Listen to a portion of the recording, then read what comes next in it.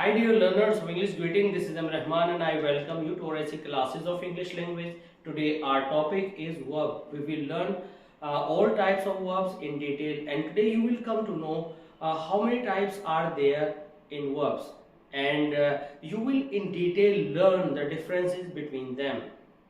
आज हमारा ये सेकंड लेक्चर है वर्ब सीरीज में। एक हमने काफ़ी पहले एक लेक्चर बनाया था वर्ब के डिफरेंसेस को लेकर, एक बार फिर से रिपीट करते हैं क्योंकि जो हमारे स्टूडेंट्स हैं, जो व्यूअर्स हैं, उनमें से कुछ स्टूडेंट्स ने कहा कि सर लिंकिंग वर्ब और मेन वर्ब के बारे में थोड़ा सा आप बताएं और इनके डिफरेंसेस बताएं, हम कैसे पहचानें कि यहाँ पर लिंकिंग वर्ब है, यहाँ पर हेल्पिंग वर्ब है, और हेल्पिंग वर्ब और ऑक्सिलरी वर्ब के बीच में भी क्या कोई डिफरेंस होता है। तो ऑफ कोर्स ऑक्सिलरी वर्ब और हेल्पिंग वर्ब के बीच में डिफरेंस होता है। ये डिफरेंस अभी हम थोड़ा बताएंगे, आप पहले बेसिक बातों को जानने की कोशिश करेंगे। हमारी जो वर्ब्स हैं, हम वर्ब्स को लगभग 15 तरह से हम रिप्रेजेंट करते हैं। अगर हम उनके सब्स्टिट्यूशनल नेम्स को देखें तो हम 60 टाइप्स हमारे पास हैं जिसमें हम वर्ब्स को रिप्रेजेंट करते हैं। फॉर एग्जांपल, जैसे जब हम वर्ब की बात करते हैं तो वर्ब को लेकर के हमारे माइंड में आता है कि एक्शन। जब एक्शन हमारे सामने हो तो वो वर्ब होता है, और हमारे सामने एक पिक्चर आती है मेन वर्ब की। But my dear learners, main verb जो है एक वन ऑफ द वर्ब्स है, एक टाइप ऑफ वर्ब्स है। इसके अलावा जो 15 टाइप्स आपके बचे हुए हैं वो वेरियस सीरीज में हम आपको बताते चलेंगे। आज की सीरीज में हम आपको बताएंगे कि हमारी मेन वर्ब क्या होती है, लिंकिंग वर्ब क्या होती है, और लिंकिंग वर्ब और हेल्पिंग वर्ब में क्या डिफरेंस है। अब हेल्पिंग वर्ब और ऑक्सिलरी वर्ब में क्या डिफरेंस है ये हम आपको बताएंगे। वीडियो के लास्ट तक आप बने रहेंगे, और अगर आपने अभी भी हमारे चैनल को सब्सक्राइब नहीं किया है और आप एकेडमिक्स में अपनी इंग्लिश को इम्प्रूव कर रहे हैं या कॉम्पिटिटिव एग्जाम्स की तैयारी कर रहे हैं, तो from the very beginning basic से लेकर के हायर लेवल तक आप हमारे साथ बने रहें। आप बिल्कुल सही प्लेटफॉर्म पर हैं। तो अगर आपने अभी तक भी हमारा चैनल सब्सक्राइब नहीं किया है तो सब्सक्राइब करें, लाइक करें और शेयर करें, और कमेंट सेक्शन के थ्रू आप हमें अपनी प्रॉब्लम शेयर करते रहें। जैसे कि हमारे व्यूवर ने बताया कि उनको लिंकिंग वर्ब और मेन वर्ब में डिफरेंस समझना है, तो आज हम उनके लिए ये वीडियो बना रहे हैं। आइए शुरू करते हैं लिंकिंग वर्ब और हेल्पिंग वर्ब्स के बीच में डिफरेंस को समझना। देखिए, हमारे पास हमने एक वर्ड पढ़ा बी। बी की फॉर्म्स होती हैं इज, आर, एम और वॉज और वर। ठीक है, इनकी एडवांस फॉर्म्स बी के अंदर ही आती हैं जो कि गेट और बिकम होती हैं। तो हम इनको अभी समझने वाले हैं। हम अपने, जैसे कि हमने कहा था कि 15-16 टाइप्स हैं वर्ब्स के, तो यहाँ पर वर्ब का पहला आज हम अपना एक टाइप लेकर चल रहे हैं। क्या? Linking verb. तो सबसे पहले आज हम लिंकिंग वर्ब के बारे में जानेंगे। अगर हमें is, are, am, was verb दिया गया है, ये एडवांस लिंकिंग वर्ब है। ठीक है, इसको अभी हम थोड़ी देर में डिस्कस करेंगे। Advance linking verb.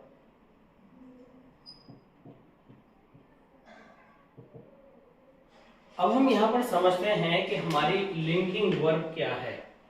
देखिए, अगर इनके साथ आपको मेन वर्ब नहीं दिया गया, मेन वर्ब नहीं दिया गया, तो ये कहलाती हैं लिंकिंग वर्ब्स। सबसे पहले जानते हैं कि मेन वर्ब किसे कहते हैं। मेन वर्ब जनरली जिनके पार्ट्स आपने पढ़े हैं, first form, second form and third form. For example, हम एक वर्ब ले लेते हैं गो, वेंट, गॉन। हालांकि इसकी 5 फॉर्म्स होती हैं, एक एस और एस आप लगाते हैं, फोर्थ 4 हो गई, एंड फिफ्थ फॉर्म होती है आपकी आईएनजी फॉर्म। बट बेसिकली हम इसकी 3 फॉर्म्स के बारे में बात करते हैं। फर्स्ट फॉर्म, सेकंड फॉर्म और थर्ड फॉर्म, जिसको हम पास्ट पार्टिसिपल भी कहते हैं। तो यहाँ पर जब हमारे पास मेन वर्ब जिसकी फॉर्म्स नहीं होती, जैसे कि मान लो गो की कोई फॉर्म आपको यहाँ पर नहीं दे रखी है, या गो के साथ आपको आईएनजी नहीं दे रखा है, और ये आपको अकेला यूज कराया गया है। फॉर एग्जाम्पल, जैसे कि हमने कहा I am a teacher, that is a computer set. तो ये आपकी होती है लिंकिंग वर्ब, और लिंकिंग वर्ब आपकी ये 5 वर्ब्स होती हैं। अब हम देखते हैं कि हेल्पिंग वर्ब क्या होती है। देखिए, अगर हमने यहां पर एक सेंटेंस लिखा, आई एम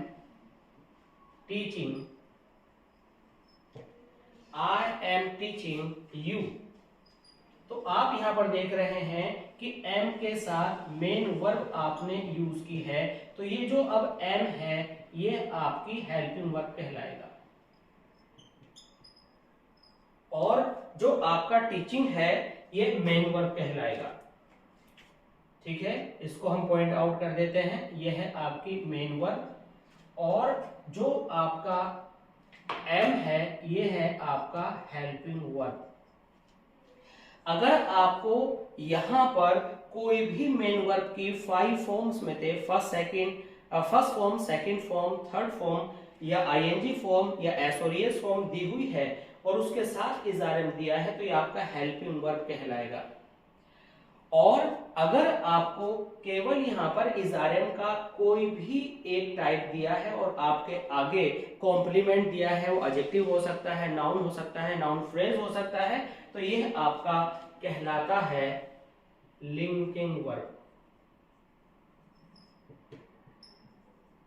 इसको हम टू बी के नाम से भी जानते हैं कि वर्ब की टू बी की फॉर्म, तो टू बी की फॉर्म लिंकिंग वर्ब के अंदर आती है, जहां पर आपको कोई भी मेन वर्ब नहीं दी गई होती।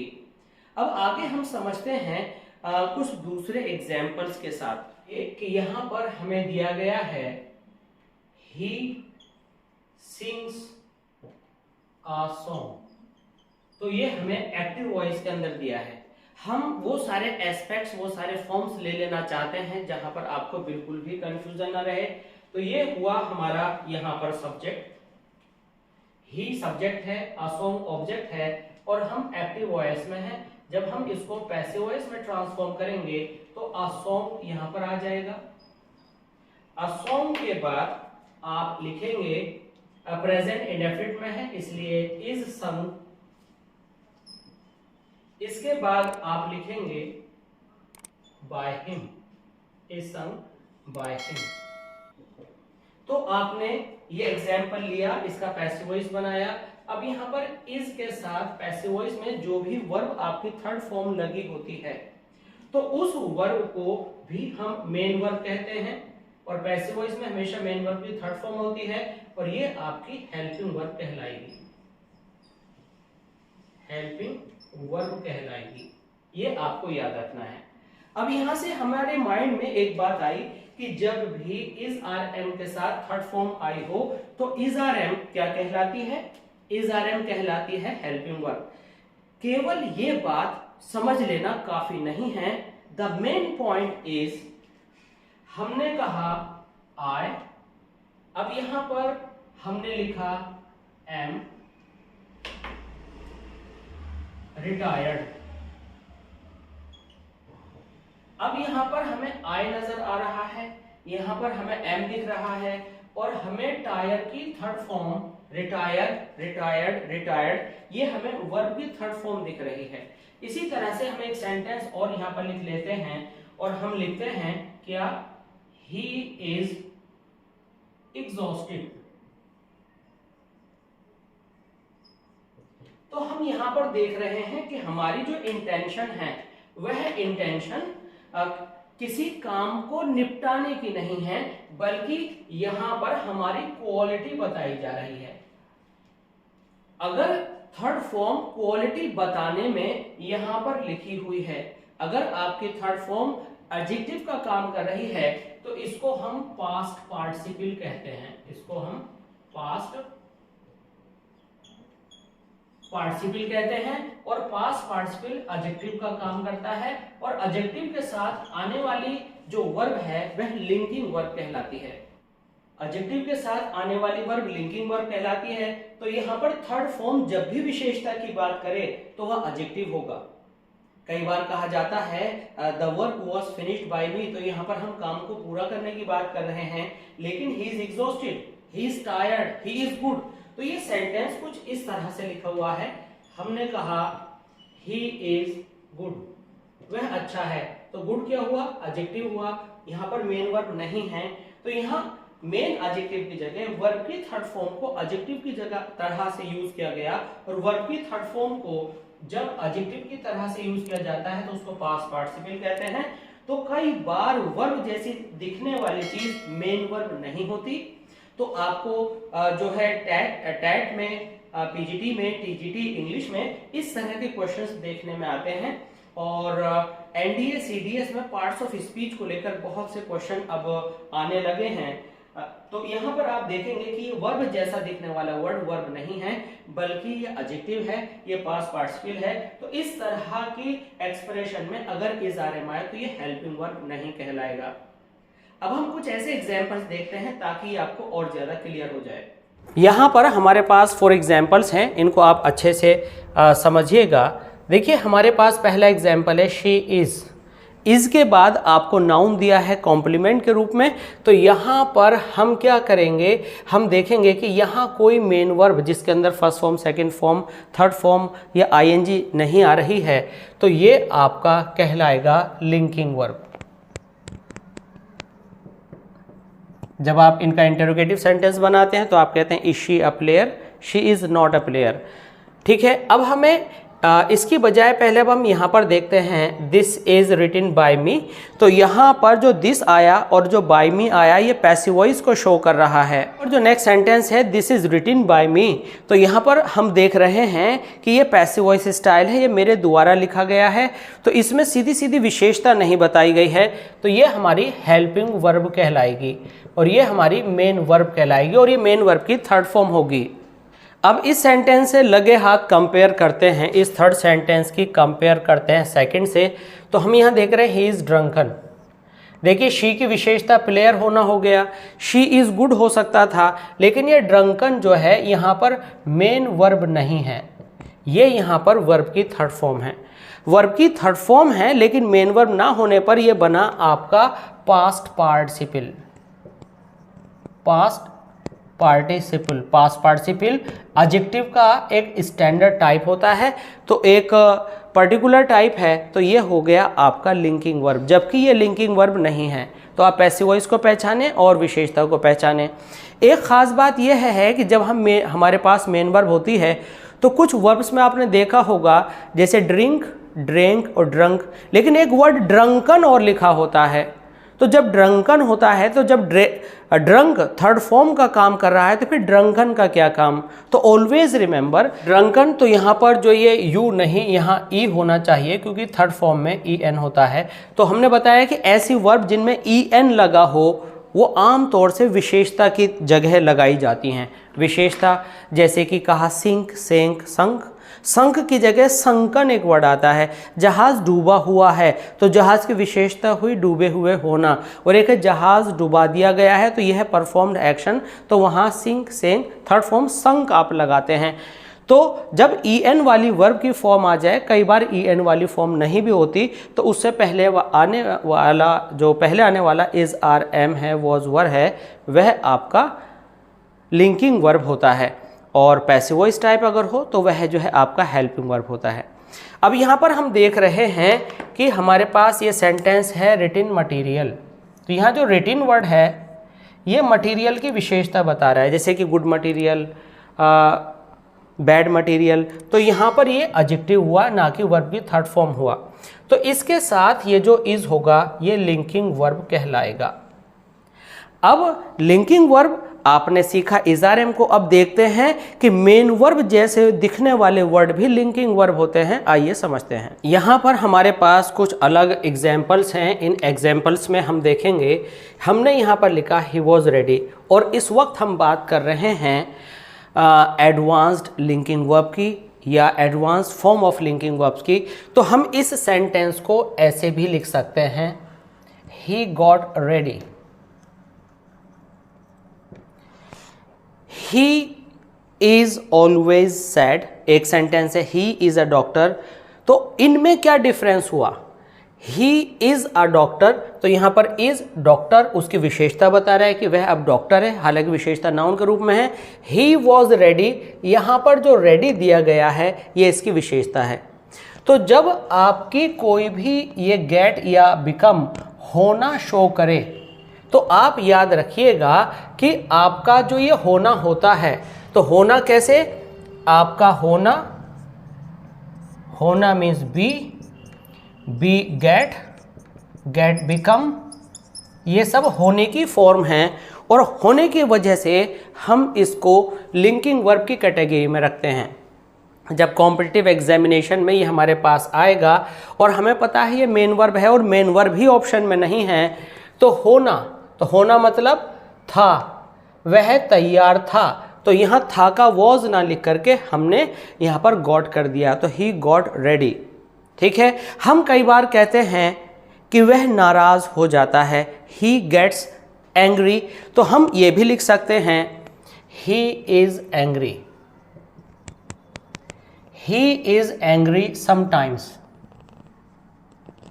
तो यहां पर ये मान लीजिए अगर इस तरह की एक्सप्रेशन है ही इज एंग्री समटाइम्स, तो हम इज को गेट्स में बदल देंगे और ये गेट्स हमारा लिंकिंग वर्ब कहलाएगा। तो यहाँ पर हमने देख लिया कि गेट लिंकिंग वर्ब क्यों होता है, क्योंकि गेट का मतलब है होना और गॉट का मतलब है हुआ, जो कि पास्ट को शो करता है। तो कुल मिलाकर के होना दिखाने वाले वर्ड्स जो गेट और बिकम हैं ये लिंकिंग वर्ब की कैटेगरी में आते हैं। ही इज अ डॉक्टर, तो इसको हम दिखाएंगे he has become a doctor. तो आप यहां पर देखेंगे यहां पर बिकम, बिकेम, बिकम अपने आप में वर्ब की थर्ड फॉर्म है, लेकिन ये लिंकिंग वर्ब की हायर फॉर्म है, एडवांस फॉर्म है। ही इज ऑलवेज सैड, तो आपने देखा कि यहाँ इज है, सैड के साथ आया, तो ये आपका लिंकिंग वर्ब हुआ। आपने देखा बी रेडी, तो जब हम इज आर एम की यानी बी मतलब इज आर एम की फर्स्ट फॉर्म का डिस्क्रिप्शन देते हैं या फर्स्ट फॉर्म की बात करते हैं, तो फर्स्ट फॉर्म इज हो, आर हो, एम हो, वाज हो या वर हो, हमेशा इन पांचों वर्ड की फर्स्ट फॉर्म होती है बी। बी हमारी कौन सी फॉर्म हुई, बी हमारी फर्स्ट फॉर्म हुई, गॉट और बिकेम हमारी सेकंड फॉर्म हुई और बीन हमारी थर्ड फॉर्म हुई। ये आप याद रखिएगा।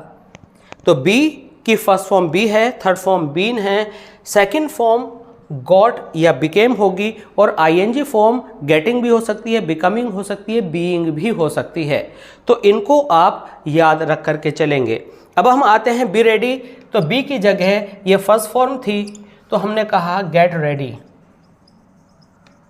तो यहां पर आपको ऑप्शन देखने पड़ेंगे, ये गेट अगर मेन वर्ब में आ रहा है गेट गॉट गॉट के नज़रिए से, तो ये लिंकिंग वर्ब के अंदर भी आ रहा है। बट आमतौर से जो लिंकिंग वर्ब जानी जाती हैं वो is are am was verb के रूप में जानी जाती हैं, जिनमें मेन वर्ब नहीं आती है। अब हम यहाँ पर इन एडवांस लिंकिंग वर्ब के बीच में डिफरेंस देखने जा रहे हैं। हम डिफरेंशिएशन करेंगे कि यहाँ पर हमें दो ऑप्शन दिए हैं, she has become a doctor, और यहीं लिखा है become, became, become, third form got, she has got a doctor. तो कौन सा सही है? अगर दोनों का मतलब होना है और हमने कहा वह डॉक्टर होना है या बनना है, तो हो गया बन गया है। तो दोनों के अंदर ही एक बात आ रही है, लेकिन फिर भी एक वर्ब सही है। तो बिकम और गेट में डिफरेंस क्या है? हम कहते हैं तैयार हो जाओ, हम कहते हैं तैयार हो जाओ, बी रेडी, अभी हमने डिस्कस किया था। हम इसे कहते हैं गेट रेडी, हम इसे कहते हैं बिकम रेडी। तो अभी हमें ये देखना है, एक बहुत ही बारीक सा डिफरेंस है, तीनों में से कौन सही है, ये सारे गलत हैं या सारे सही हैं। तो हम देखेंगे कि हमारे पास जो ऑप्शन है बी रेडी सही है, गेट रेडी सही है, बिकम रेडी सही नहीं है, जबकि इन सब का मतलब होना है। तो इसमें डिफरेंस समझते हैं, कॉम्पिटिटिव एग्जामिनेशन में बहुत इंपॉर्टेंट है। तो यहाँ पर हम देखेंगे कि बिकम हम वहाँ पर लगाते हैं जहाँ पर परमानेंसी होती है, जहाँ परमानेंट एक्शन होता है। हम गेट वहाँ लगाते हैं जहाँ टेम्पोररी एक्शन होता है।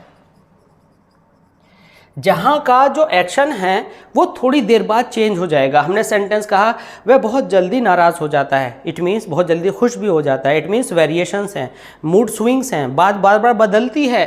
तो ऐसी जगह पर जहाँ पर इम्परमानेंसी है, टेम्पोररी एक्शन है, वहाँ पर हम होने के लिए गेट लगाते हैं। जहाँ पर परमानेंसी है कि डॉक्टर बन गया है तो अब डॉक्टर बन गया है, क्वालिफिकेशन पूरी हो गई है, पढ़ाई हो गई है, तो वहाँ पर हम बिकम का यूज़ करते हैं। इसलिए बी रेडी सही है, गेट रेडी सही है, क्योंकि रेडी होना और फिर डिज़ोल्व हो जाना वो चीज़ और फिर दोबारा से तैयार होना, तो ये दोनों बनता है क्योंकि ये वेरिएशन रखते हैं। ठीक है, ये भी वेरिएशन रखते हैं, लेकिन ये फिक्स होता है, एक बार हो गया तो हो गया। इसलिए इस सिचुएशन में बिकम रॉन्ग है और यहाँ पर जो है गॉट रॉन्ग है, क्योंकि बिकम परमानेंट है, इसलिए ये सही होगा।